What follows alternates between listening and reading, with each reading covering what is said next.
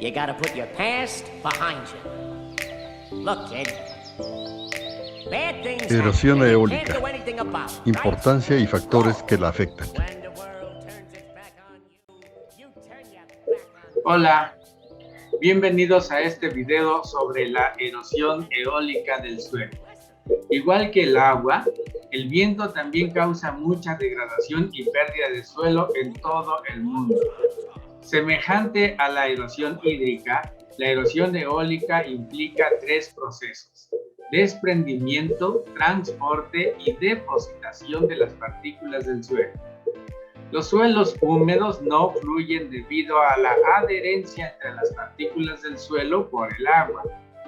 Las tres formas de transporte inducidas por el viento son saltación, rodamiento y suspensión, dependiendo principalmente de su tamaño. Otros factores que influyen en la erosión del viento son: 1. Velocidad del viento y turbulencia. 2. Condiciones de la superficie del suelo. 3. Características del suelo. Y 4. La naturaleza y orientación de la vegetación. Sobre la importancia, los mecanismos y los factores que afectan la erosión eólica hablaremos en este video. Importancia de la erosión eólica. Por lo general, la erosión eólica es más grave en las regiones secas, mientras que la erosión hídrica lo es en las regiones húmedas. Sin embargo, hay muchos lugares que sufren de ambos tipos de erosión. En muchos casos, porque tanto las estaciones húmedas como las secas ocurren en el mismo lugar. Las regiones vulnerables a la erosión del viento y el agua incluyen el Sahel en África, la costa del Pacífico de América del Sur y la meseta de sedimentos lo es en China. El sobrepastoreo de las tierras frágiles de las zonas áridas y semiáridas destruye las cortezas biológicas protectoras del suelo y gran parte de la vegetación nativa. La labranza para la producción de cultivos de tierras áridas también seca y deja al descubierto millones de hectáreas, haciéndolas mucho más vulnerables al viento que cuando la vegetación nativa no estaba perturbada. Ambos tipos de mal manejo han estimulado la erosión del viento, reduciendo la productividad del suelo y trayendo hambre y miseria a millones de personas en estas áreas.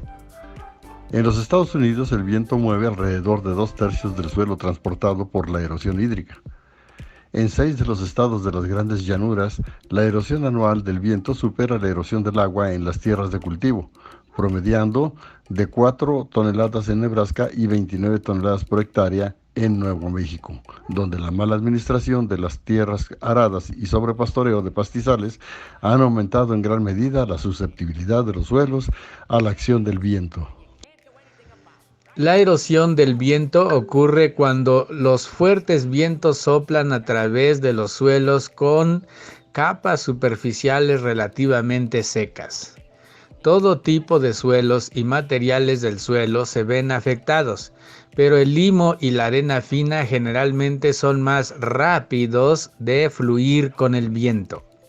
Las partículas de arena pueden acumularse en dunas, pero las partículas de suelo más finas se pueden elevar y transportar a grandes alturas y durante miles de kilómetros, incluso en un continente a otro, a través del océano. Una gran tormenta de polvo originada en la región meridional de las grandes llanuras de los Estados Unidos en mayo de 1934 tuvo un impacto especial, enviando grandes nubes de limo, arcilla y materia orgánica a miles de kilómetros hacia el este y hacia afuera sobre el Océano Atlántico. La tormenta de polvo oscureció los cielos sobre Washington, D.C.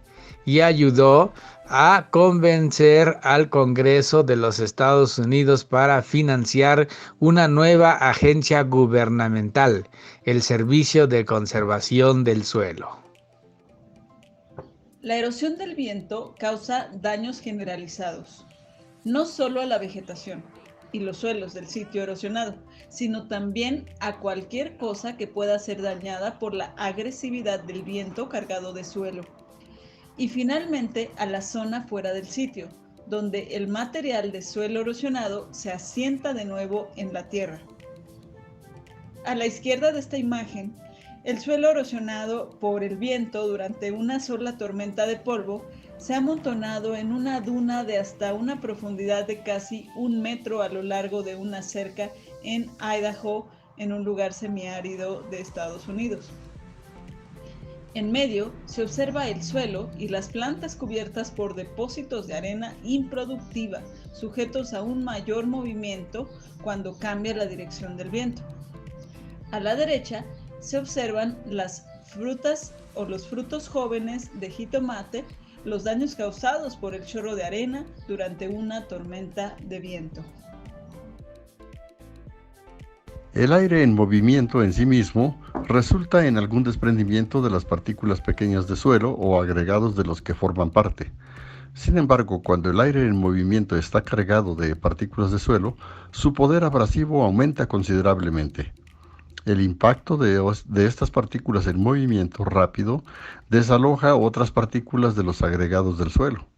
Estas partículas desagregadas están listas para una de las 3 formas de transporte inducido por el viento: saltación, rodamiento y suspensión, dependiendo principalmente de su tamaño. Saltación. La primera y más importante forma de transporte de partículas es el de la saltación, o el movimiento del suelo por una serie de rebotes cortos a lo largo de la superficie del suelo. Las partículas permanecen bastante cerca del suelo a medida que rebotan. Rara vez suben más de 30 centímetros, más o menos. Dependiendo de las condiciones, este proceso puede representar el 50 a 90% del movimiento total del suelo. Rodamiento. La saltación también fomenta flujo, rodamiento y deslizamiento a lo largo de la superficie de las partículas del suelo más grandes. Las partículas rebotan transportadas por la saltación y golpean partículas más grandes y se agregan y aceleran su movimiento a lo largo de la superficie. El rodamiento del suelo representa el movimiento de partículas de hasta aproximadamente 1 milímetro de diámetro, lo que puede equivaler a entre el 5 y el 25% del movimiento total. Suspensión. El método visualmente más espectacular de transporte de partículas de suelo es por movimiento en suspensión. Aquí las partículas de polvo del tamaño de la arena fina y más pequeña se mueven paralelas a la superficie del suelo y hacia arriba. Aunque algunas de ellas se elevan a una altura no superior a unos pocos metros, la turbulente acción del viento provoca que otras partículas se eleven kilómetros hacia arriba en la atmósfera y muchos cientos de kilómetros horizontalmente.